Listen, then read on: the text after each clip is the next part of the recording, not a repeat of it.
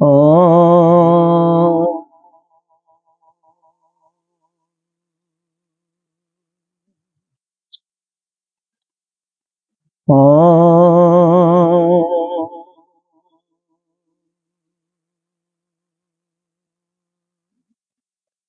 ॐ पार्थाय प्रतिबोधितां भगवता नारायणेन स्वयं व्यासेन ग्रथितां पुराणमुनिना मध्ये महाभारते अद्वैतामृतवर्षिणीं भगवतीम् अष्टादशाध्यायिनीम् अम्ब त्वामनुसन्दधामि भगवद्गीते भवद्भीषणे नमस्तु ते व्यासविशालबुद्धे तुल्यारविन्दाय भद्रमी येन त्वया भारततैलभूः प्रज्वालितो ज्ञानमयो प्रपन्नपारिजाताय श्रोत्रवित्रयकपाणे ज्ञानमुद्राय कृष्णाय गीतामृतद्विहे सर्वोपनिषदो गावो दुग्धगोपालनन्दन पार्थो वस्य सुधीरभोक्ता दुग्धं गीतामृतम् वसुदेवसुतं देवं कंसचारूढमर्दनं देवकी परमानन्दं केशं वन्दे जगद्गुरुं भीष्मतोषतटा जयद्रथजलान्ताम्बरनीलोत्पलां शैलग्राहवती कृपेण वहनीकरणेन देवा अस्वस्थां विकर्णघोरमकरा योधनावर्तिनी शोतेरा खलु भाण्डैरणनदी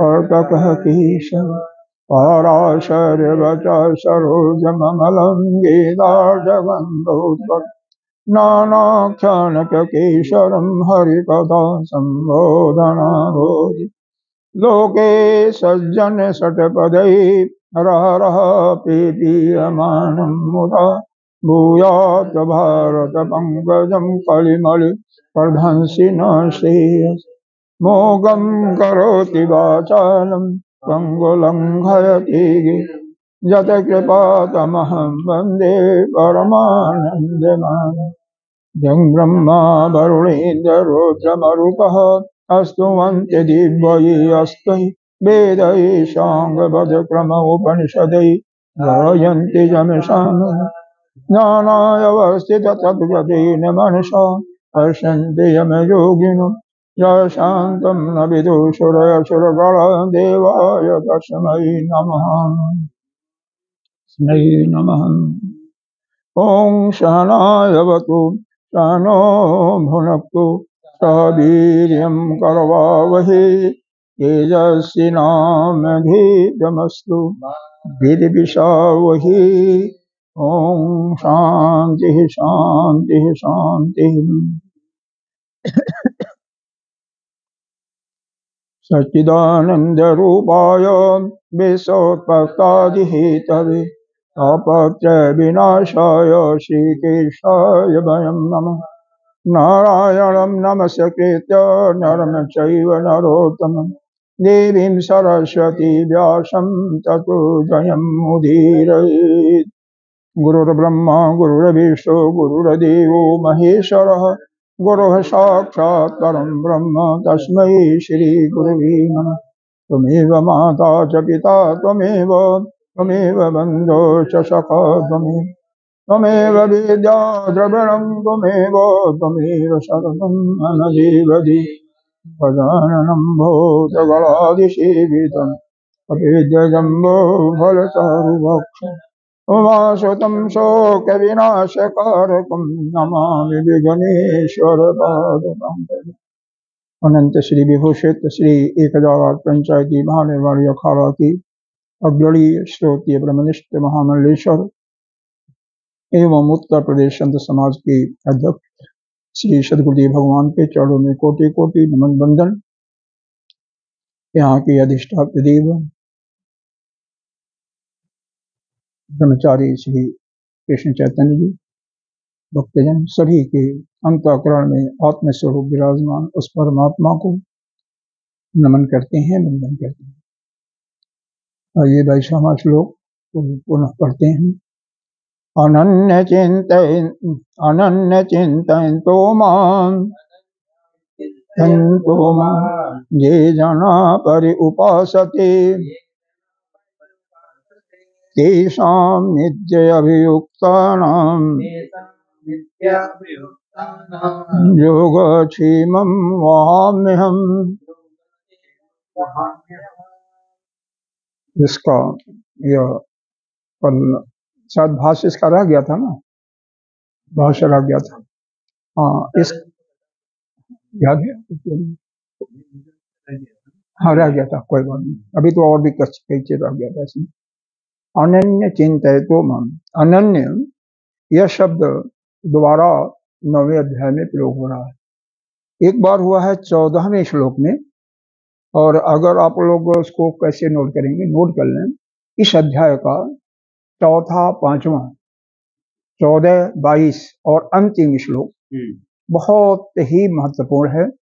अब इसको जिस तरह से आप अपने अंदर बैठा लें, इस अध्याय का चौथा, पांचवा, 14 और 22 तथा अंतिम 34, यह करीब 6 श्लोक बनते हैं, 5 या 6 श्लोक हैं।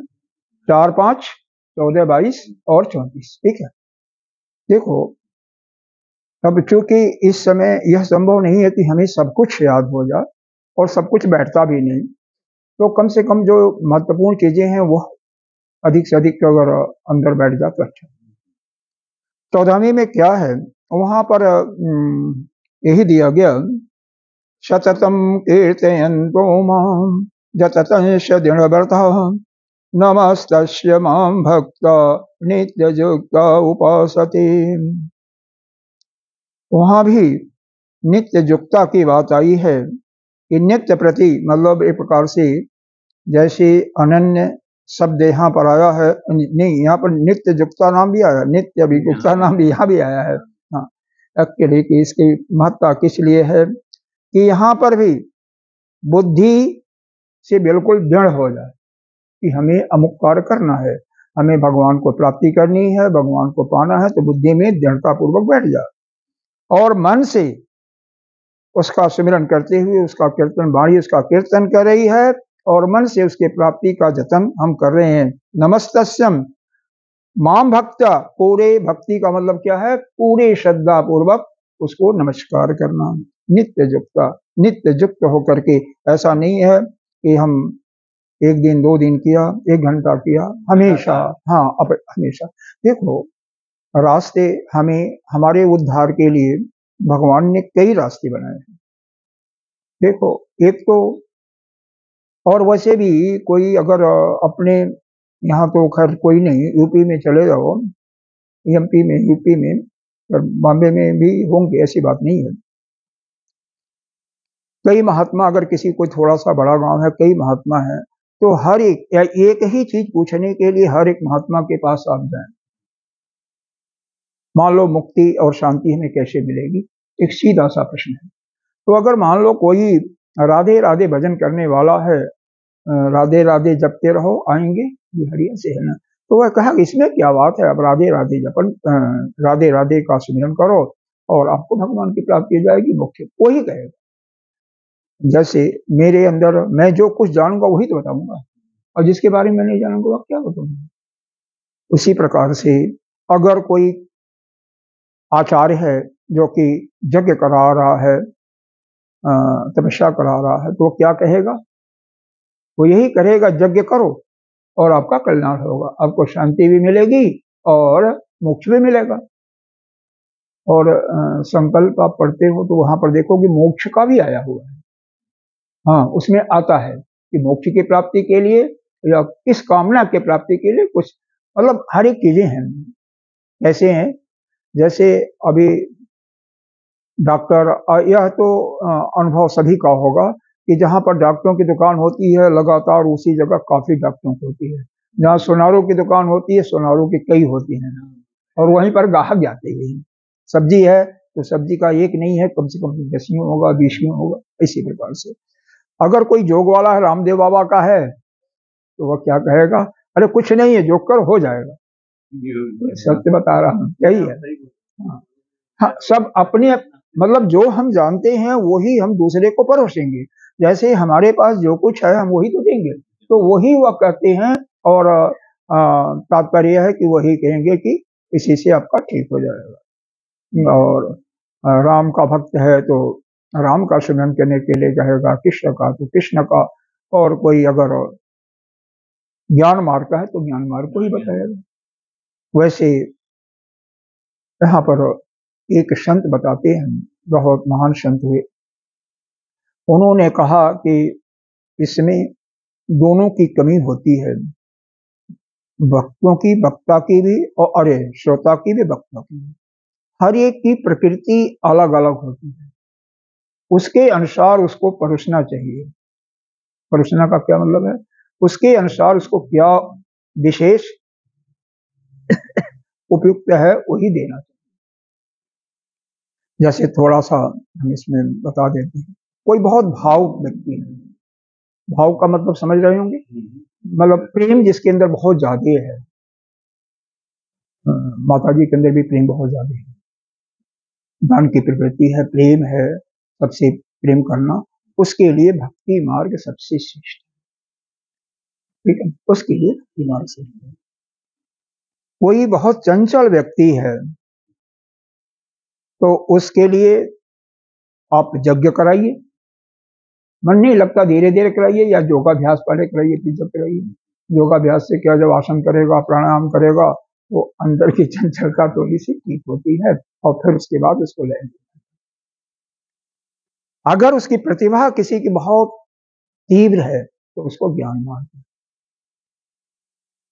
यह ऐसा उन्होंने बताया। फिर भी कोई अगर इसमें अवस्था का भी ध्यान रखना चाहिए। भज गोविंदम का आपने कृष्ण पहला मंत्र याद है क्या? पहला मंत्र, हाँ हाँ, डू करने। अगर मान लो आपकी ऐसी अवस्था हो गई है, जैसे हम लोग हैं, हम दोनों एक ही कैटेगरी में हैं, हाँ, तो उसको अगर व्याकरण का पाठ याद कराओ तो वो किस काम है? हाँ, बस बस शांत। तो अगर हम मतलब ऐसे मतलब एक एक ऐसे स्टेज में आ गया है कि अगर हम उसको कहें कि भैया ये इसको याद करो, अब इनको तो कहें कि मंत्र याद करो तुम्हारे लिए फायदा है, लेकिन वही चीज हम अपने लिए देखें, आपके लिए, तो वह संभव नहीं है, क्योंकि उससे कल्याण नहीं होगा। तो यही आदि गुरु शंकराचार्य कहते हैं, दूसरा कोई नहीं, यही कि उसके लिए व्याकरण की कोई आवश्यकता नहीं है, उसके लिए शब्दों का ज्ञान उतना महत्व नहीं है जितना कि भक्ति और जो ज्ञान उसके अंदर सरल रूप से ग्रहण कर सकेगा। देखो कई जगह इसी, अब हम उपनिषद पढ़ाते हैं, कई जगह कठिन होता है, तो उसको हालांकि जहां तक कोशिश होता है उसको सरल करके बताया जाए, तो जिस रूप में सरलता से जो ग्रहण हो जाए बस उसको। अब सवाल यह है कि वेद का पाठ, यह श्रुति माता ने कहा है कि जो इसको पढ़ता है, सुनता है, उसके कलिश जो होते हैं, पाप होते हैं, नष्ट होते हैं, इसलिए पढ़ना नहीं तो सुनना तो चाहिए, इसलिए उसका भी यह होता है। तो यहाँ पर यह अनन्य चिंतयतो माम का यहाँ पर संगति दिया कि जो इस प्रकार से सतत सतत लगातार, वैसे यहाँ पर अनन्य सतत हमारा ही भजन भक्त मन बुद्धि और वाणी सबसे करता रहे, मन वाणी से हमारी भक्ति उसके अंदर दृढ़ता हो जाए, दृढ़ हो जाए कि हमें बिना इनके और कोई काम नहीं, हमारा कल्याण नहीं हो सकता। मन के अंदर उसी का सुमिरन हो और वाणी से उसका कीर्तन हो रहा है और नित्य प्रति हो रहा है, तो उसका अगर जो मेरे को उपासना इस प्रकार से करता है पूरी श्रद्धा के साथ, मैं उसका कल्याण ही। इसी प्रकार से वही शब्द यहाँ पर लाया गया है, अनन्य चिंतयतो माम। अब अनन्य चिंतयतो का एक अर्थ यह होता है कि उसके अलावा किसी और का मन नहीं आवे। जैसे हमारे आराध्य मान लो कन्हई है, तो हमारे मन में कन्हई के अलावा किसी और का ध्यान नहीं आवे। एक दृष्टांत सुनिए, एक महात्मा थे वृंदावन के, 4-5 शिष्यों के साथ जा रहे थे, तो पगडंडी थी, वृंदावन के जैसे बाहर जाएंगे ना, अब तो खैर सड़कें बन गई हैं, पहले सड़कें वगैरह कम थी, पगडंडी हुआ करते थे जाने के लिए, वहां से बरसाना जाओ। पगडंडी मतलब वही दो खेत होते हैं, खेत के बीच में मेड़ होता है, अगर खेत जानते होंगे तो, नहीं तो बीच में पतला रास्ता होता, पतला रास्ता समझ लो कि जिसमें एक ही तरफ से एक आदमी आ सके। दूसरा नहीं, एक आदमी जा रहा, दूसरा या तो साइड में उतरना पड़ेगा, नहीं तो दोनों लड़ जाएंगे ऐसा। तो एक माँ थी, वहाँ ग्वाले जादे हैं, ये लोग यादे हैं, उनको हम क्योंकि भगवान के भक्त हैं, गोपियां भी भगवान की भक्त रही हैं, तो इनके जो शिष्य होते हैं ना, वो कहने लगे कि माँ हट जाओ यहाँ से, बड़े महात्मा जी आ रहे हैं जो अनन्य भगवान के अनन्य भक्त हैं, यही शब्द किया, इसीलिए इसी बात भगवान के अनन्य। तो वो कहती है तो इसमें क्या है, अगर ये अनन्य भक्त हैं तो मैं फनन्य भक्त हूँ, ये तो सही। तो या महात्मा जी बोले, माँ मैंने ये सुना नहीं था फनन्य शब्द, अब आप यह बता दी कि कृपा करेंगी फनन्य क्या होता है, कौन सा भक्ति फनन्य होता है, अनन्य तो मैं जानता हूँ। तो उन्होंने कहा पहले तुम अपने को बताओ अनन्य का क्या मतलब होता है। इन्होंने कहा कि जब हमारा मन जो हमारा आराध्य है एक को छोड़ करके और किसी पर न जाए तो उसी को हम अनन्य कहते हैं, इस प्रकार से कोई भक्ति करता है। तो अब होशियार थी तभी तो वह कहती है फनन्य का मतलब सुनो तुम, जिसकी एक को छोड़ करके किसी को देखे ही नहीं, दृष्टि ही ना जाए, इसको फनन्य का। कुछ नहीं जानती थी, गंवार थी, लेकिन बड़े महात्मा को बना दिया ना मूर्ख। कि आप तो मन की बातें कर रहे हो, यहाँ तो दृष्टि ही जाना नहीं चाहिए। हाँ, जैसे एक प्रेमिका है, प्रेमी के अपने प्रेमी को छोड़ करके कहीं उसकी नजर ही नहीं जाती, उसी प्रकार से यहाँ पर एक बछड़ा है 1000 गायों में अपनी माँ को पहचान लेता। अब इसी में 3 उदाहरण दिए गए हैं, अपने इन्होंने दिया है, कौन से 3 उदाहरण। एक दिया है कि कोई पक्षी है, अब पक्षी का छोटा सा बच्चा है जिसके अभी पंख नहीं उड़े हैं, पंख अभी नहीं लगे हैं, तो वह भोजन और पानी कौन पिलाता है, उसकी माँ या पिता जो भी होगा।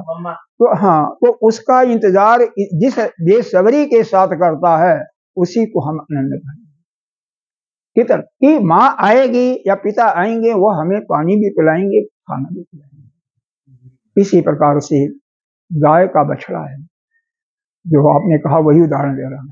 जब छोटा बच्चा है 10 दिन का 15 दिन का, दूध पर ही केवल निर्भर है, माँ को चरने के लिए ग्वाला ले जाता है, तो सुबह ले जाता है, घंटा पिया है दूध तो दोपहर तक चला, तीसरे पहर तक चला, बाद में तो भूख लगती है बच्चों को, तो किस प्रकार से इंतजार करता है, कितना बेसब्र हो जाता है। तो माँ आती ही, और भाषा नहीं बोलता है ना, माँ भी बोलती है।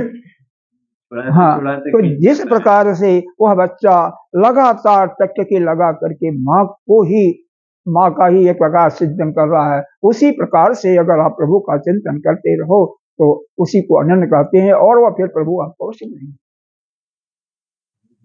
तीसरा एक उदाहरण और है, ये गुरुदेव का बताया गया, ये तीनों के साथ पहले वाला भी शायद गुरुदेव का ही है, हाँ पहले वाला भी गुरुदेव का है, फिर भी अगर दूसरे महात्मा हो तो कोई बात नहीं। गुरुदेव कहते हैं देखो, एक प्रेमिका जो है, प्रेमी से अगर मिलने के लिए जा रही है, या नई नई जो शादियां होती हैं उनको देख लीजिए, तो वह कुछ दिन तक, अगर पति चला जाता है नौकरी पर, 2-4 दिन की शादी हुई है, तो कितने बेसब्री के साथ उसका इंतजार करती है। तो इस प्रकार से, उसी प्रकार से आप अपने मन को लगाते हुए बेसब्र हो जाइए, बिना उसके हमारा काम नहीं चलेगा। अरे उसमें तो खाना पीना भी छोड़ जाए तो उसी को अनन्य भक्ति कहते हैं। हाँ, सब कुछ छूट जाए, खाने का भी मन नहीं करता, भूख नहीं लगती है, क्यों? जब तक हम अपने, भाई आप हो गए हो, मैं तो नहीं हूँ, कैसे भी बात है, हमारी अभी उतनी तो नहीं आई है, जिसको होगा। हाँ ठीक है, लेकिन ऐसा करना चाहिए, क्योंकि जब तक हम अनन्य रूप से नित्य प्रति उसी का चिंतन, उसी का जाप भजन जो है, हम अपने समय को कम से कम गंवाएं जितना समय। अब ठीक है, हम बहुत देर तक नहीं बैठ सकते हैं अपने शरीर के अनुसार, तो लेट करके करो, चलते हुए करो, और बैठ करके तो सबसे श्रेष्ठ, आपको सब बताया था अलग से, वो तो सबसे श्रेष्ठ है किसी मंत्र का जाप करना। बैठ करके आराम से ध्यान भी लग गया, ध्यान अपने आप ही लगेगा, मंत्र का जाप करते रहो। और नहीं, अब आधा घंटा 1 घंटा अपनी क्षमता अनुसार, सबके लिए अलग अलग है। उसके बाद तो भाई लेटना पड़ेगा, चलना पड़ेगा, तो उसी के अनुसार करते रहो, मन में करते रहो, आलस से करते रहो, जैसे इसमें कोई रोक टोक नहीं है। तो अनन्य चिंतयतो माम ये जना पर्युपासते, ऐसे मनुष्य, ऐसे लोग जो अनन्य रूप से ही मेरा चिंतन करते रहते हैं, बेसब्री के साथ मेरी उपासना करते रहते हैं, तेषाम नित्य व्यक्तानाम, तो उनके लिए जो उनको चाहिए, जो भी उनके अंदर अगर भूल भटक करके कोई कल्पना मन में आ जाती है कि अमुक चीज चाहिए खाने के लिए, वैसे तो पूर्ण विरक्त होते हैं, हमारे भक्त विरक्त होते हैं, लेकिन फिर भी अगर कोई मन में कोई कल्पना आ जाती है तो उसको मैं,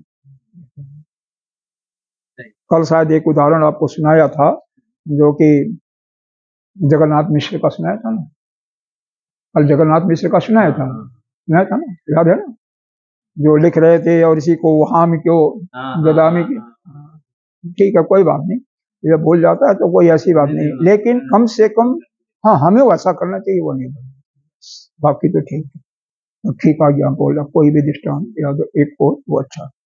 तो वो क्षेम का मतलब जो हमारे पास है वह सुरक्षित पड़ा रहे, उसकी गारंटी।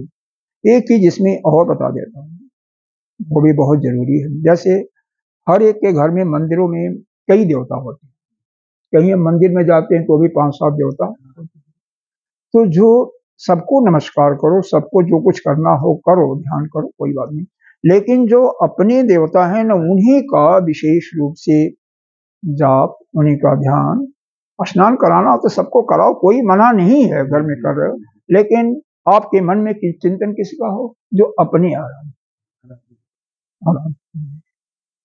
एक ही आराध्य, तो जो एक के ऊपर ही आश्रित रहता है, ऐसे ही एक आराध्य है। तो शास्त्र भी मुख्य रूप से एक तो हमारा पक्का होना ही चाहिए, नहीं कुछ तो गीता जी को छोटी सी पुस्तक, इसको इससे छोटी भी आती है शायद, पॉकेट रूप में आती है, कम से कम आपके अगर जेब में पड़ा है, थैले में पड़ा है, तो भूत प्रेत आकस्मिक जो मृत्यु होती है, अचानक कहीं भूकंप आ गया इत्यादि आ गया, तो आप सुरक्षित रहोगे। ऐसा यह गुरुदेव का वचन, आपकी सुरक्षा पिताजी के माध्यम से वासुदेव जी करते हैं। अब हम आगे बढ़ते हैं, इसका पहले इसका भाष्य देख लेते हैं। अनन्य का इसमें अर्थ दिया है अपृथक भूता, अपृथक भूता मतलब बिना उनसे अलग होने, हाँ अपृथक, पृथक माने अलग होना, आ गया तो बिना पृथक हुए, तो जो प्राणी, भूत माने प्राणी, जो प्राणी उनसे बिना अलग हुए, मतलब उनसे एक हो गए, परम देवम नारायणम आत्मवेन गता, उस नारायण को एक ही है हमारे, और उसको आत्म स्वरूप से उनका चिंतन करते रहते हैं। चिंतयतो माम ये जना, इसका अर्थ किया सन्यासी, सन्यासी चिंतन करते हैं ज्यादा, इसको थोड़ा सा गुरुदेव कहते हैं सन्यासी ही नहीं, जो भी करता है, क्योंकि अगर कोई कपड़ा नहीं बदला है और भगवान की उसी प्रकार से चिंतन भजन कर रहा, तो वो भी उसी कैटेगरी में, वो अलग नहीं है, ठीक है। पर्युपासते ये शाम का परमार्थ दर्शनाम, उस परमार्थ के दर्शन के लिए, उसी परमात्मा के लिए। सतत नित्य अभियुक्ता नाम, जो पिछले श्लोक में आया था ना, सतत अभियुक्ता नाम, तो सतत अभियुक्ता नाम उसका अर्थ लगा दिया वहां से लेकर के। अब इस प्रकार से जो क्षेम का जो वही मैंने बताया था वो हो गया। आगे कुछ थोड़ा सा ज्यादा बताते हैं। ज्ञानी तू आत्मा एव में मतलब, भगवान यहाँ पर कहते हैं ज्ञानी जो है वही मेरे मन से आत्मा, ज्ञानी तू आत्मा एव में मतलब, मेरे बुद्धि में ही, क्योंकि ज्ञानी को मैं अपना क्या मानता हूँ, आत्मा, वही आप ज्ञानी हैं तो आप अपनी आत्मा को अपना मानते हैं कि अब मैं आत्म स्वरूप हूँ। तो भगवान, अब देखो भगवान यही कर रहे हैं तो उसको मैं अपना आत्मा मानता हूँ, दोनों एक है ना। जैसे वही बच्चे वाली उदाहरण ले लो, बच्चा जैसे माँ को प्रेम करता है, माँ प्रेम बच्चे को अतिशय प्रेम करती है तो बच्चा भी उनका प्रेम करता है। वही चीजें जब छोटा है जब तक, कभी बाद में बड़ा होकर के सच मम प्रिय हो, मेरा प्रिय है। जस्मात् तस्मात् ते मम आत्मभूता प्रिया च इति, इसीलिए उपरोक्त भक्त मेरे आत्मा भी हैं और मेरे लिए प्रिय हैं। न अनु, अब एक प्रश्न है यहाँ पर पूर्व पक्षी पूछ रहा है, अन्य शाम अभिभक्ता नाम योगक्षेमं भवति भगवान। अन्य भक्तों का जो क्षेम भी भगवान क्या भरण पोषण करते हैं, मतलब जो अनन्य रूप से चिंतन नहीं करते हैं, कभी कभार बचते हैं, उनका भी क्या हुआ जो क्षेम संभालते हैं। तो इसका उत्तर है सत्यम एवं भति एव, ये ठीक है आपकी बात, किंतु अयम विशेष, अवश्य ही भगवान चलाते हैं। अन्य जे भक्ता ते स्व आत्मार्थम स्वयं अपि योगक्षेम मिहन्ते, किंतु इसमें भी भेद है कि दूसरे भक्त है ना, वह स्वयं अपने लिए जो क्षेम की जो स्वतः चिंतन करते हैं उसमें भगवान नहीं आते हैं। अब मान लो एक ब्राह्मण जा रहे थे, वृद्ध ब्राह्मण थे, डंडा हाथ में था, आगे से कोई जानवर आ गया उन पर टूटने लगा, तो वह ब्राह्मण जब तक शांत थे तो भगवान चल दिए वहां से उसकी रक्षा के लिए, क्योंकि भक्त तो थे ही। लेकिन जब उन्होंने डंडा उठा लिया उसी समय भगवान चले। मतलब जिस समय भक्त स्वयं अपनी रक्षा करने के लिए अपना स्वयं अपने आप का सहारा लेता, उससे भगवान को चले। जैसे मान लो हम आप में से जो अपना जीवन चलाने के लिए स्वयं अपना उपाय करता, उससे भगवान नहीं आते हैं, कहते हैं ठीक है आप कर लो, करो, हाँ कर चल रहा। हाँ, जब कोई भी जीव यही नहीं है कि मनुष्य, कोई भी असहाय हो करके उसी को पुकारता है, उसके बस का नहीं है कोई शिकार करना या कोई हाथ से परिश्रम करके कोई चीज उत्पन्न करना, लाना, भिक्षा मांगने की भी वो नहीं, तब वहां पर भगवान, ऐसा कुछ यहाँ पर वर्णन आया है। ये स्व आत्मार्थम स्वयं अपि योग, अपने खुद ही अपने लिए योग संबंधी चेष्टा करते हैं। अनन्य दर्शिन, अनन्य जो अलग भक्त हैं, तू न आत्मा अर्थ योग क्षेमम इहंति न ही ते जीवति भरणे व आत्मनो वृद्धम कुर्वन्ति केवलम एव भगवत शरणम ते। लेकिन जो कोई अपनी चेष्टा नहीं करते, केवल भगवान पर ही निर्भर करते हैं, उनका और कोई वासना उनके भी अंदर नहीं है, तो उनका ध्यान भगवान रखते हैं। हाँ, मतलब यह, हाँ हाँ जो हाँ सीधी बात है, शरणागति जिसकी हो जाती है कि हमारे तो वही भगवान है, जैसा रखें वैसा रखें, और उन्हीं पर वो निर्भर करता है, उन्हीं का। हाँ, राजी तेरी रजा में मेरे तो वो उन्हीं में बिल्कुल अपने को समर्पित कर देता, कोई भी हो, चाहे गिरधर गोपाल हो, चाहे माँ जगदम्बा हो, चाहे भोले बाबा हो,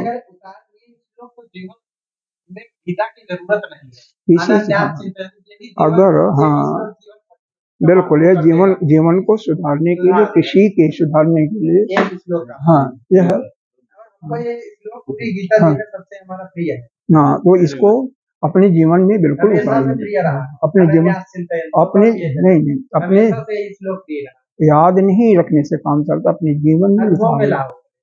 जीवन में उतार, अगर यह उतर जाएगा ना तो फिर याद करना ठीक है, बहुत अच्छा है, और ये इसको याद हो, उसका हमेशा चिंतन करता रहे, अपने जीवन में उतारने की बात है।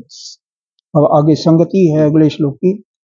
ननु यदि कहिए अपि देवता त्वम एव चेत तद्भक्ता च त्वाम एव जजन्ते सत्यम एवं, अन्य देवता भी आप ही हो, यदि ऐसा मान लिया जाए कि अन्य देवता के रूप में आप ही हो, तो उनके भक्त में आपका पूजन जो दूसरे मतलब दूसरे देवता की पूजन करते हैं आपके रूप में, तो तो वह कहते हैं 30वां श्लोक पढ़िए।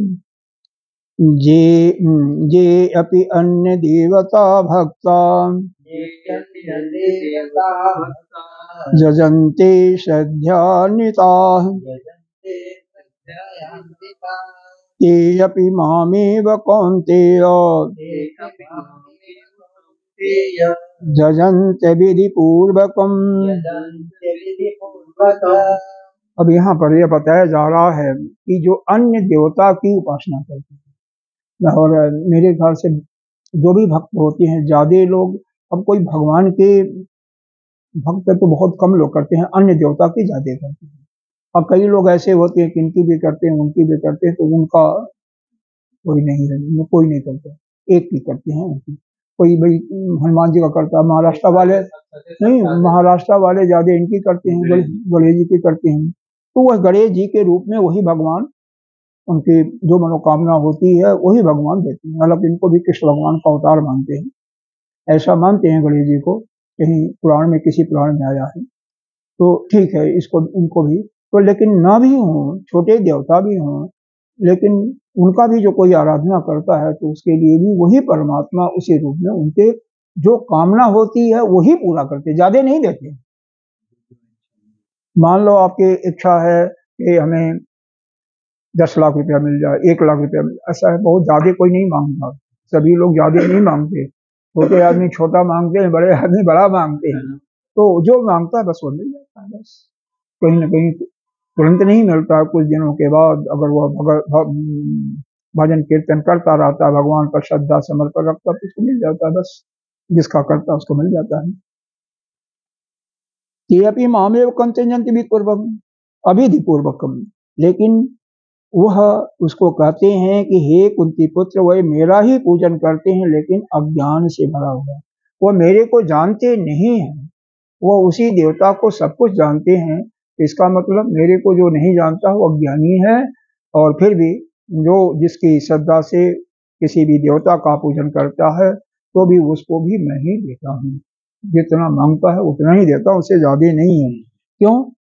हर एक देवताओं में, हर एक मनुष्यों में, हर एक प्राणियों में शक्ति देने वाला कौन? वही है। अगर मान लीजिए आप सिद्ध हो गए, आपने कुछ कहा किसी को, जाओ तुम्हारा कल्याण हो जाए, तुम्हारा रोग है ठीक हो जाए, तो आपने कहा, और कोई भी दूसरा आदमी होगा तो कहेगा कि फला व्यक्ति ने, चाहे वह संत है, चाहे वह ब्राह्मण है, चाहे कुछ है, उन्होंने ऐसा आशीर्वाद दिया तो ठीक हो गया। लेकिन वास्तव में ठीक कराने वाला कौन है? वही परमात्मा। इसलिए हमें क्यों, उन्हीं की शक्ति से सब कुछ काम हो रहा है ना। तो हमें अगर इतना कोई करता है, किसी को आशीर्वाद देता, फलीभूत हो जाता है, और उसके मन में यही इच्छा आती है कि मैंने कुछ नहीं कहा, मेरा आशीर्वाद कोई नहीं, उसी परमात्मा ने उनको दिया, तो उसके अंदर घमंड नहीं होता है। नहीं तो अहम की वृत्ति आ जाती है, फिर हो जाती है। लेकिन ऐसा है कि स्वभावतः यह हो जाता है, वहीं पर गड़बड़। सन्नास जोग जुगता, अरे कहाँ भाग जाते हैं। तो मतलब जो किसी भी श्रद्धा पूर्वक किसी भी देवता का भजन करते हैं, यह समझो कि वो मेरा ही भजन करते हैं, लेकिन अज्ञान पूर्वक, अविधि पूर्वक। मेरी जनता करते तो है मेरी पूजा, लेकिन अज्ञान पूर्वक, हाँ, उसको अज्ञानी कहा।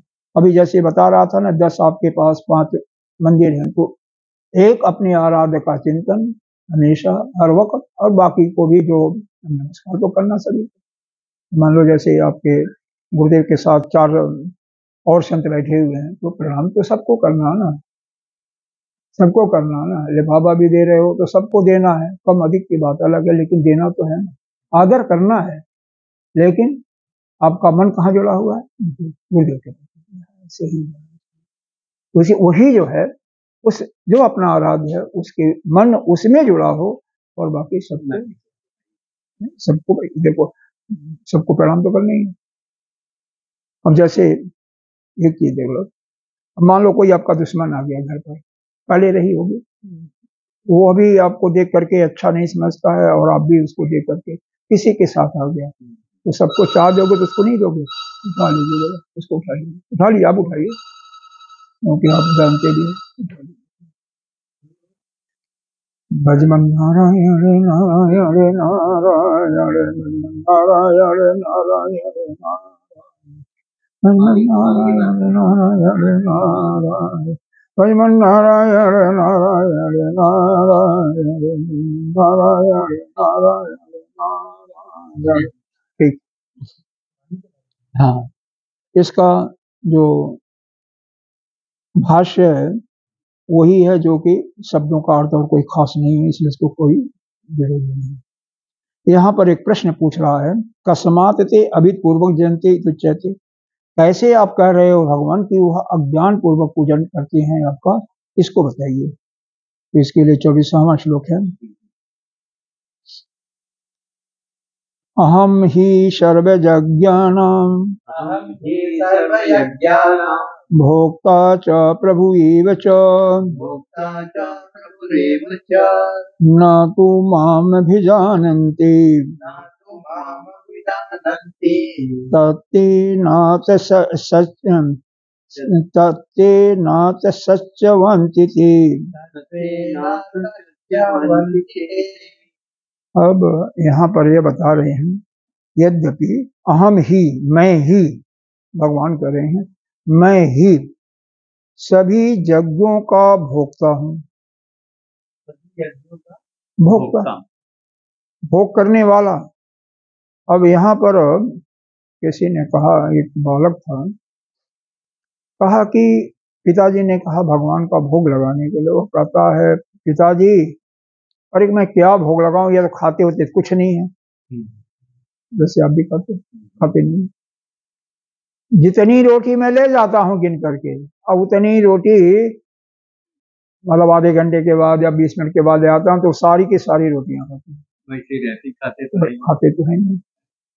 तो अब यहाँ पर देखो, खाने का, हम खाना कोई जरूरी नहीं है कि हम यहीं से भक्षण करते हैं। अब परमात्मा तो केवल भाव को देखता है, वो तो भाव का मौका है, कई जगह पढ़ा होगा, अभी आएगा, पत्रम पुष्पम फलम, अभी इसी में है। अब कहते हैं नहीं है, क्या कहते हैं, तुम वस्तु गोविंदम तुम वो है ना, उसी प्रकार से यहाँ पर भी अभी आएगा, अगले शायद 25वें या 26वें श्लोक में है, किसी में 26वें में अभी आएगा। तो ऐसा है, भगवान ही है। अब जैसे देखो, मान लो फूल आपने दिया, फूल आप ले लो, मान लो उन्होंने दिया, मैंने दिया, उसको सूंघो और फिर फूल को रख लो, देने के पहले उसको मिलीग्राम में तोलो, जो 1 ग्राम का 1000 पार्ट होता है ना, अच्छा, बाद में भी तोलो, सूंघने के बाद भी, उसको वेट में कोई अंतर तो नहीं पड़ेगा, नहीं पड़ेगा ना। तुरंत अगर करते हो, ताजा फूल है तो कोई अंतर नहीं, बाद में मुजराने के बाद तो वेट कम हो जाएगा। तो उसी प्रकार से उसमें से क्या लिया, लेकिन गंध तो लिया आपने। हाँ, तो हम भोजन जो करते हैं, जैसे हम भोजन करते हैं, देख लिया तो उससे भी भोजन है। अभी उपनिषद में आया था ना, अभी आएगा कि अगर मान लो उसको देखने से काम चल जाता तो भोजन की जरूरत नहीं होती, केवल आंख से देखने से काम चल जाता, सुनने से काम चल जाता तो केवल सुनने से। लेकिन ऐसा होता नहीं, अन्न को पकड़ नहीं पाया। अन्न सबके पास, अभी तीसरे शायद उसमें जाएगा कि अन्न नेत्र के पास गया, स्रोत के पास कोई नहीं पकड़ पाया। जब कोई नहीं पकड़ पाया तो इसका मतलब वो देखने से काम नहीं चलेगा, इससे नहीं चलेगा, सुनने से नहीं काम चलेगा, केवल चलेगा किसी से नहीं चलेगा और किसी से नहीं चलेगा। अभी आएगा तीसरे अध्याय में, कल परसों में आएगा। तो फिर उस नहीं तो क्या होता, देख करके ही हम संतुष्ट हो जाते, खाने की जरूरत है नहीं, पकाने की जरूरत नहीं पड़ती। लेकिन नहीं, ऐसा नहीं है। लेकिन वह परमात्मा जो है, केवल उसको देख लिया, उसको भाव ही चाहिए और कुछ नहीं, तो उसी से वह संतुष्ट हो जाता है। तो अहम ही सर्व यज्ञानम, जितने भी यज्ञ होते हैं, यज्ञ का 4थे अध्याय में 12 प्रकार के यज्ञों को बताया ज्ञान। जप करते हो यह भी यज्ञ है, यह ज्ञान का श्रवण करते हो यह भी ज्ञान यज्ञ के रूप में, आप संविधा के साथ करते हो वह भी यज्ञ है, आप भजन करते हो, कीर्तन करते हो, वह भी यज्ञ है, हर एक यज्ञ है। आप ठीक से भगवान के निमित्त बनाते हो भोजन, और भोजन भगवान को भूख लगा करके प्रेम से फिर खाते हो, वो भी यज्ञ। कोई अतिथि आ गया, उसको खिला दिया, वो भी यज्ञ है। तो इस प्रकार से यज्ञ के कई आप प्राणायाम करते हो, प्राणायाम भी यज्ञ है, ध्यान करते हो, ध्यान भी यज्ञ है। तो कई प्रकार के यज्ञों का निरूपण किया हुआ है। तो यहाँ पर भगवान ये बता रहे हैं, अहम ही सर्व यज्ञानाम भोक्ता च प्रभु एव च।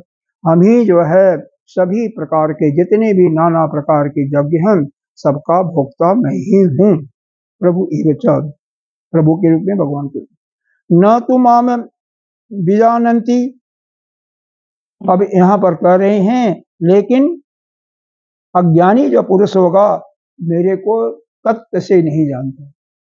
मैं ही सभी यज्ञों का भोक्ता तो हूँ लेकिन अज्ञानी पुरुष मेरे को तत्व से नहीं जानता है। वह क्या करता है, अब जो तत्व से नहीं जानता वो पूजन कैसे करेगा, अज्ञान पूर्वक ही करेगा। जो शास्त्र में विधि बताई है पूजन के उसके अनुसार न करके वो कैसे है, बिना विधि के पूजन करता है। हाँ, अब देखो, अब वो क्या, हम लोग ही जब पूजन करते हैं तो वह जो विधि है जो पूर्व मीमांसा में बताया हुआ उसका अनुसरण तो नहीं करते हैं ना, नहीं करते हैं, क्योंकि अब ध्यान दिया जाए, क्योंकि वहां पर यह स्पष्ट रूप से कहा है पहले नहा करके आते हैं ठीक है, लेकिन पहले अपना अपने ऊपर पानी का छिड़काव करके अपने को पवित्र करना चाहिए। हाँ, ओम पवित्र पवित्रो वा सर्वो।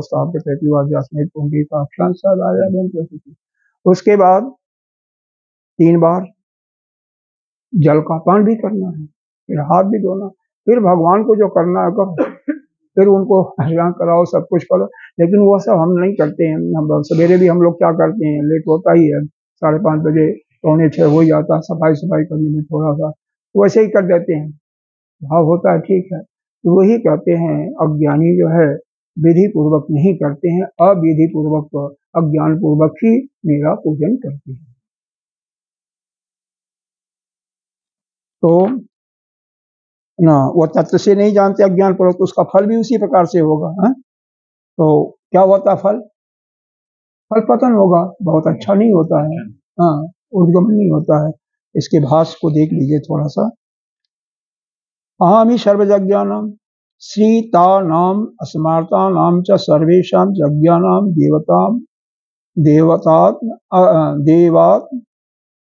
तु एनो, मतलब जितने भी श्रुति कहते हैं, श्रोत कहते हैं, जो वेद है, वेद में जो बताए गए हैं, अस्मार्ता स्मृति कहते हैं, स्मृति में जो यज्ञ बताए गए हैं, तो श्रोत और स्मृति में जितने भी यज्ञ बताए गए हैं सभी यज्ञों का देवता रूप में मैं ही हूँ। ठीक है, हर एक यज्ञ अमुक अमुक देवता के लिए की जाती है, तो उसके उन देवता के रूप में मैं ही भोगने वाला हूँ। भोक्ता च प्रभु एव च, मैं ही सभी यज्ञों का स्वामी भी हूँ, मैं ही सबका स्वामी भी हूँ और मैं ही सबका भोक्ता हूँ। अधिजज्ञो हमें वातृतुक्तम, अधिजज्ञो 8वें अध्याय में आया ना, अधिजज्ञ के रूप में मैं विष्णु स्वयं हूँ। वो आया तीसरे में शायद आया, तीसरे या चौथे श्लोक में आया है। अधिजज्ञो हमें बात, इस श्लोक में भी यही कहा गया है। तथा न तुम माम अभिजानन्ति, लेकिन अज्ञानी जो है मेरे को तत्व रूप से नहीं जानते।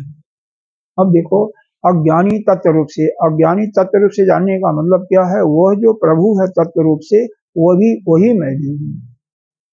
मैं, मेरी आत्मा और जिसकी हम पूजा कर रहे हैं जिस देवता की, दोनों की आत्मा एक ही है और वही ब्रह्म। यही समझना ज्ञान हो गया, तत्व से जानने वाला। और इसको जो नहीं जान पाता वही अज्ञानी है। ठीक है ना। अतः च अविधि पूर्वं इष्टा जोग फलात् च्यवन्ति प्रच्यवन्ति। च्यवंत का मतलब गिरना होता है, पतन होना। च्यवंत शब्द आया ना मंत्र में, देखो मंत्र में आया है च्यवंती थी, तो च्यवंत का मतलब होता है पतन होना। तो ऐसे जो अविधि पूर्वक यानी अज्ञान पूर्वक जो यज्ञ करते हैं वह उनका पतन हो जाता है और वह गिर जाते हैं, पतित हो जाते हैं। यह समझ में आ रहा, दो ही चीज इसमें बताया गया है। एक तो जितने भी यज्ञ हैं, चाहे वह वेद में लिखे हुए हैं चाहे स्मृति में लिखे हुए हैं। इस समय मनु स्मृति चल रही है, उसको आपने नहीं देखा होगा, कोई बात नहीं, लेकिन जैसे कई चीजें हैं स्मृति का हम लोग पालन करते हैं। जो वेद में नहीं भी कहा गया है, या जो वेद में स्पष्ट नहीं होता, स्मृति में उसको स्पष्ट किया गया है, उसको हम पालन करते हैं। जैसे सत्यम वद, यही बोला गया है वेद में, सत्यम वद। वहां पर और सत्यम प्रियम वद ऐसा नहीं आया, स्मृति में इसको समझाया गया है कि सत्य बोलो, सत्य वह हो जो कि दूसरे को प्रिय लगे, और जो को अप्रिय लगे उसको मत बोलो। जैसे कोई लंगड़ा है, कोई अंधा है, उसको अंधा करके बुलाओगे तो अच्छा नहीं लगेगा, उसको मत बोलो। बस ऐसे ही है, मतलब जो दूसरे को भी अच्छा लगे। यही हो गया श्रुति और स्मृति का।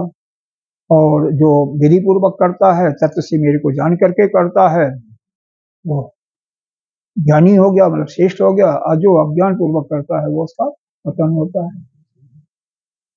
अब इसमें संगति क्या देते हैं अगले मंत्र का, जे अपि अन्य देवता भक्तिम तेन अविधि पूर्वम त्यजन्ते तेषाम अपि जाग्य फलम अवश्यम भविष्यति। जो भक्त अन्य देवताओं का भक्ति के साथ, लेकिन विधि पूर्वक नहीं, अविधि पूर्वक, मतलब अज्ञान पूर्वक, अविधि के, हाँ विधि के अनुसार नहीं पूजन करते हैं, उनका भी तो यज्ञ फल उनको तो मिलता होगा, कुछ तो मिलता होगा। तो इसके लिए कैसे मिलता है तो कैसे मिलता है, उसके लिए ये अगला श्लोक, यह अगला श्लोक, जानति देव व्रता देवा पितृन्यान्ति पितृव्रताः भूतानि जानति भूतेज्या जानति मद्याजिनोऽपि माम्। देखो, जिन जिन देवों का जो उपासना करता है, जिन जिन देवों का, उसी उसी देव को वह प्राप्त होता है, उसी उसी देवलोक को वह प्राप्त होता है। जिस जो पितरों का करता है, पितृयज्ञ करता है, और पितृलोक को प्राप्त होता है। जो भूतों का, भूत नाम तो सुना होगा, नहीं? हाँ, सत्य है, क्योंकि शास्त्र में लिखा हुआ, इसलिए सत्य है। आपने क्या बोलते हैं? हाँ, भूत तो यही कहते हैं, भूत होते हैं, शास्त्र में लिखा हुआ ना, भागवत में लिखा हुआ है, यहाँ भी लिखा हुआ है, गीता जी में लिखा, तो सत्यमान है ही है। ऐसा है, जहां पर भी श्रेष्ठ चीज का उपासना होता है, वहां पर भूत प्रेत आ ही नहीं सकती है। अब यहाँ पर नित्य प्रति जब वेद का पाठ हो रहा है, गीता यज्ञ हो रहा है, तो यहाँ पर कैसे आ ही नहीं सकते ना। क्या करने आए? नहीं, वो आ नहीं सकते हैं, उनकी हिम्मत नहीं है। जहां भी श्रेष्ठ चीज होता है, उसको जो निकृष्ट चीजें वहां नहीं जा सकती। अब जैसे आप किचन में देख लो, अगर गंदगी नहीं है तो आपने देखा होगा, अनुभव किया होगा, फिर मच्छर नहीं आते हैं 10 दिन। और दरवाजा, बाहर दरवाजा ना खुला हो तो, बाहर दरवाजा खोल दोगे तो आएंगे मच्छर भी नहीं। क्यों आते हैं? बाहर का दरवाजा खुला हुआ है या गंदगी है। अगर दोनों में से कोई नहीं है तो नहीं आएंगे। हाँ, कम हो जाता है, ऑटोमेटिक कम हो जाता है। वही चीज यहाँ पर है। तो अगर आपका यह होता, हवन वगैरह क्यों करते हैं? इसीलिए ना, जो कीड़े मकोड़े हैं वो नष्ट हो जाते हैं। इसीलिए हमारे शास्त्र में, मतलब पूर्णिमाशा में जो भक्त हैं उनके लिए है कि पूर्णिमा, अमावस्या, संक्रांति के दिन हवन करना चाहिए कम से कम। और कई लोग तो हैं, हमने खुद देखा है, हमने खुद देखा है। क्या देखा है कि कई ऐसे होते हैं, कुछ नहीं, एक उपला लेते हैं, पंडी जानते हो ना, पंडी उपला, हाँ, उसको वो जला लेते हैं। अरे बाद में करो, अभी नहीं, यहाँ पर नहीं, कुछ बात करो, पर डिस्टर्ब होता है ना। बाद में कर सकते हो, पूरा टाइम होता है, दिन भर का टाइम पड़ा हुआ है, तो कंडा जला लिया। अब उसमें क्या लेते हैं, नहीं कुछ है, तो समिधा का 7 हवन करते हैं, या घी का लेकर के 7 बार कर लेते हैं, छुट्टी हो जाता है। लेकिन वह दोनों टाइम करते हैं, वो उनकी आदत बन चुकी है ना। देखो, लेकिन अभी सुबह बताया गया है, कर्म का अधिकतम फल क्या है? आप देवता बन जाओगे। आपकी मुक्ति नहीं हो सकती है। सुबह आया है ना, लेकिन जो जिनका हृदय पवित्र नहीं है, अंतःकरण शुद्ध नहीं है, उनके लिए वो काम करना है ना। हाँ, तो यह कर्म का एक बार करके उसको छोड़ना तो पड़ता है ना। तो कब छोड़ना पड़ता है? जब अपना अंतःकरण शुद्ध हो जाता है। कल ही शायद या परसों हमने गीता जी के 3रे अध्याय का 16वां कौन सा मंत्र था, उसका हवाला भी दिया था। जिस समय आपको अपने आत्मा में ही प्रेम हो जाए, आत्मा भी संतुष्टि हो जाए और आत्मा से आपकी तृप्ति हो जाए अपनी आत्मा में, उस समय आपको किसी कर्म करने की जरूरत नहीं है। देखिए, यहाँ पर कर्म का मतलब सांसारिक कर्म करते हैं उसकी बात नहीं हो रही है। अब इसका मतलब यह नहीं है कि आपको कर्म करने की जरूरत नहीं है, जो आपको अगर डॉक्टर के पास जाना है किसी को लेकर के मत जाओ, उसकी बात नहीं हो रही है। और या कोई ऐसा अन्य काम है जिसके लिए अपने कोई रोटी के लिए ही नौकरी कर रहा जा रहा, उसको बात नहीं हो रही। जो शास्त्र ने बताया, शास्त्र ने क्या बताया? यज्ञ, दान, तप और अग्निहोत्र, बस यही ये 4-5 काम है। तप भी है, तो इसकी जरूरत उस समय समाप्त हो जाती है।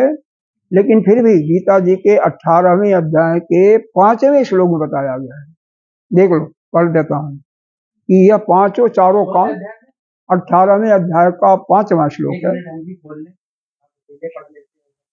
अरे मैं बताता हूँ, अब आपकी मर्जी है, पढ़ो ना पढ़ो, बताता तो हूँ ना। श्लोक का नंबर बता देता हूँ। देखो क्या बताया, अरे निकल जाता तभी तो बताऊंगा आपको। यज्ञ दान तपः कर्मं न त्याज्यं कर्ममेव तत् यज्ञो दानम तपस्यैव पावनानि मनीषिणाम्। देखो, यज्ञ, दान, तप, यह जो ज्ञानी हैं, मनीषिणाम किसको कहते हैं? विद्वान, पवित्र हैं, वो अभी करते हैं।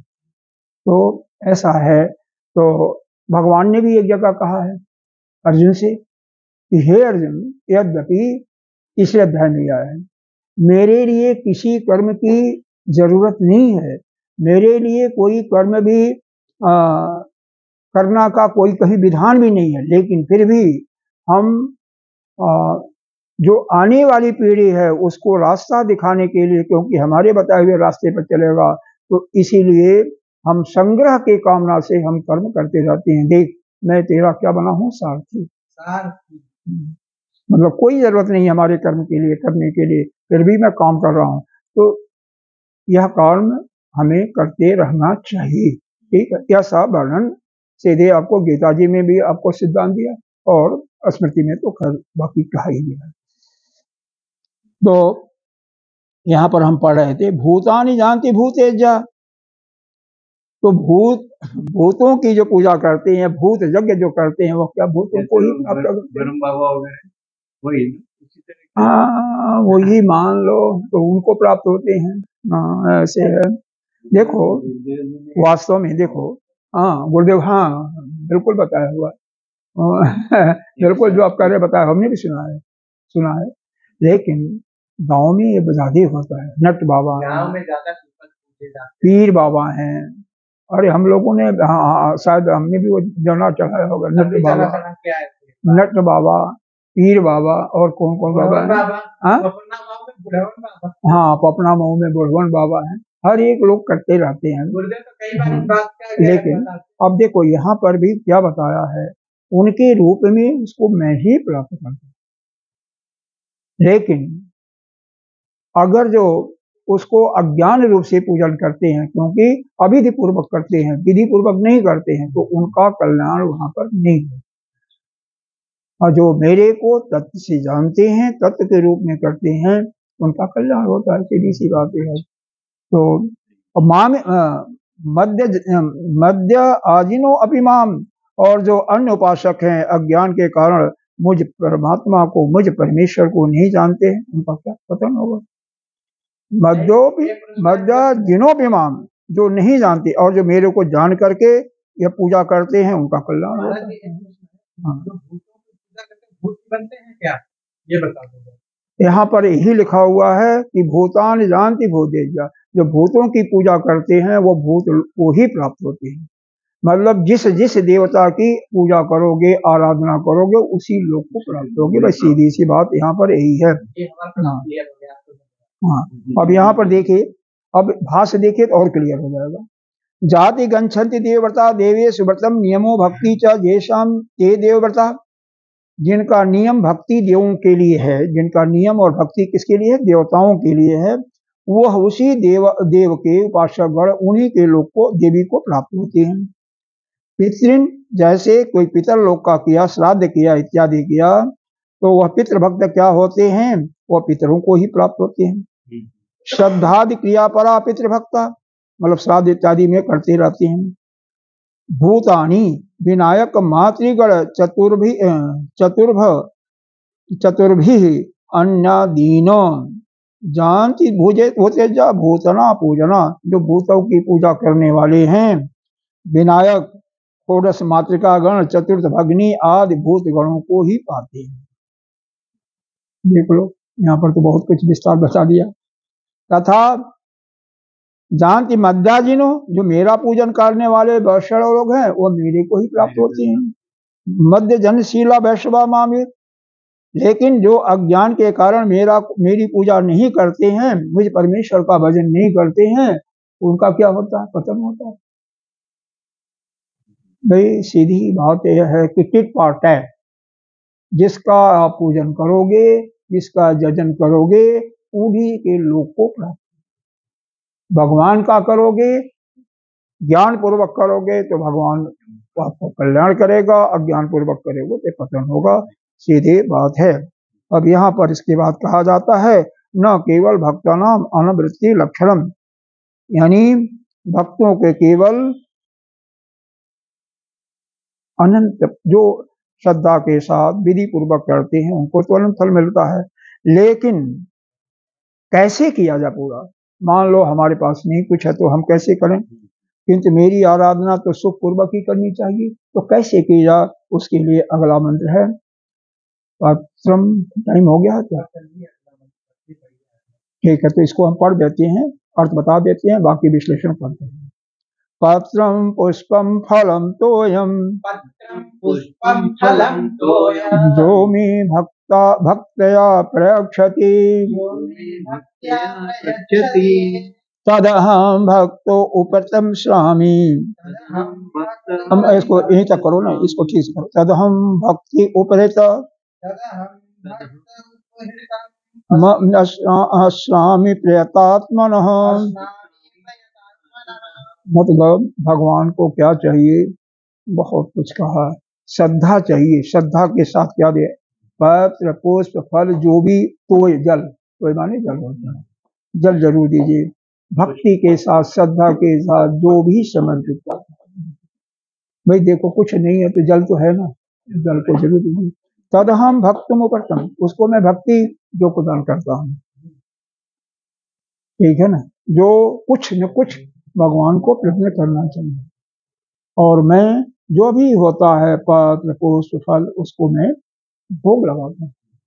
आगे फिर बताएंगे, बस यहीं पर हम इसको समाप्त करते हैं कि जो भी कार्य करो मेरे को समर्पित करो। खाओ तो भी मेरे को समर्पित करो, कार्य करो तो भी करो, तो मैं आपका कल्याण करूँ। ओम पूर्णमिदः पूर्णमिदं पूर्णात् पूर्णस्य पूर्णमादाय पूर्णमेवावशिष्यते। ओम शांति शांति शांति।